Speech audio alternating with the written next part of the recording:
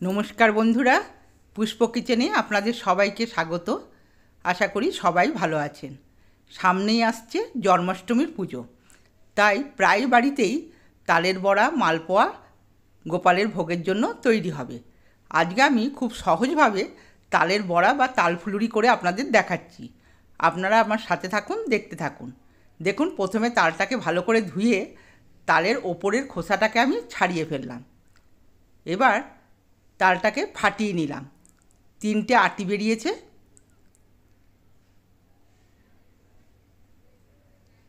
এই আটিগুলোকে একটা গামলার ভেতরে তুলে নিলাম।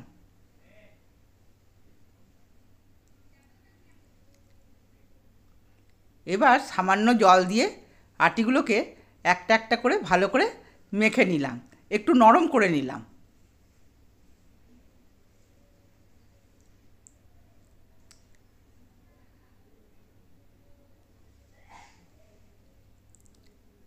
প্রত্যেকটা আটিকেই একটু জল দিয়ে আমি নরম করে নিচ্ছি।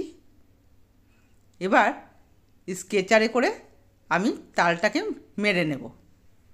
দেখুন, তালটা ঘষে নিচ্ছি আমি। আপনারা এটা ঝুড়ি করেও তালটা ঘষে নিতে পারেন। আমার একটা তাল, ওই জন্য আমি স্কেচারটা করে ঘষে নিচ্ছি। সব তালটা আমার ঘষা হয়ে গেছে। দেখতে হবে তালে যেন কোনো আঁশ না থাকে। এবার দেখুন, 200 গ্রাম সুজি নিয়েছি। সুজিটাকে ভালো করে জল ঢেলে ধুয়ে আমি ভিজিয়ে রাখবো। 10 মিনিট ভিজিয়ে রাখবো। এবার নারকেলটাকে ফাটিয়ে নিচ্ছি।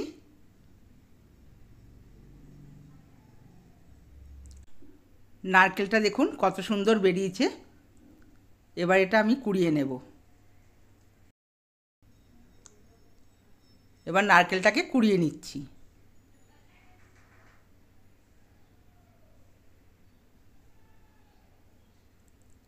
নারকেলটা পুরো আমি কুড়িয়ে নিলাম, একটা নারকেলকে।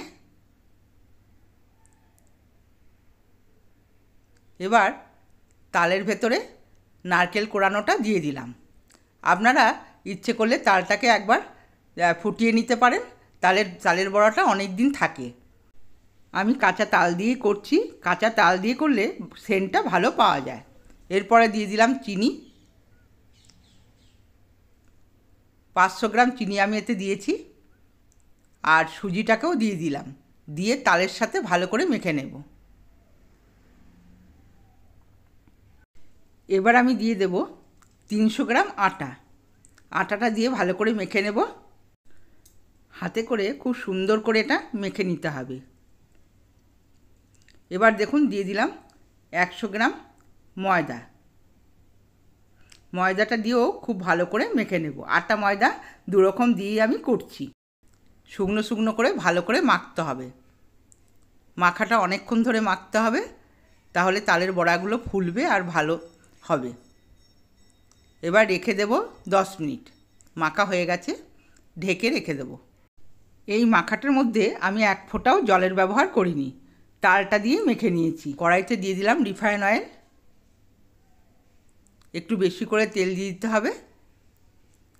আর ছোট ছোট করে ফুলুরির মতো তালের বড়াগুলো দিয়ে দেবো।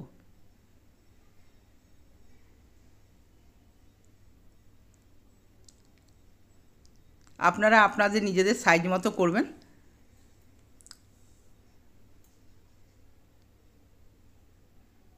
সব কটা দেওয়া হয়ে গেছে। এবার আমি হালকা হাতে উল্টে দেব।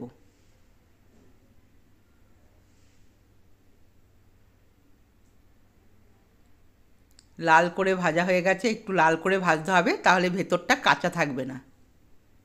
এবার আমি তুলে ফেলছি।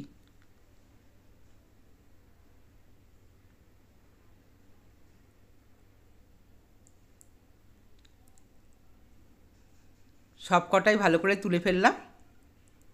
এবার আর যেটুকু বাকি আছে সেটুকু আমি দিয়ে দেবো তেলে।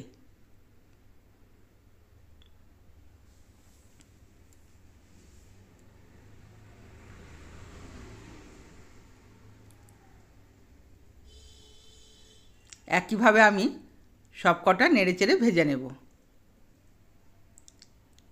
গ্যাসের ফ্লেমটা আমি মিডিয়ামে রেখেছি, তাহলে ভাজাটা বেশ ভেতর থেকে হবে আর ভেতরে কাঁচা থাকবে না।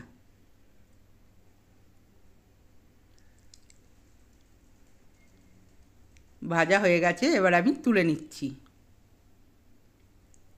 বন্ধুরা, আমার রেসিপিগুলো যদি ভালো লেগে থাকে আপনারা কমেন্টস করবেন, লাইক করবেন, আর নতুন বন্ধু যারা আছেন সাবস্ক্রাইব করে দেওয়ার অনুরোধ রইল।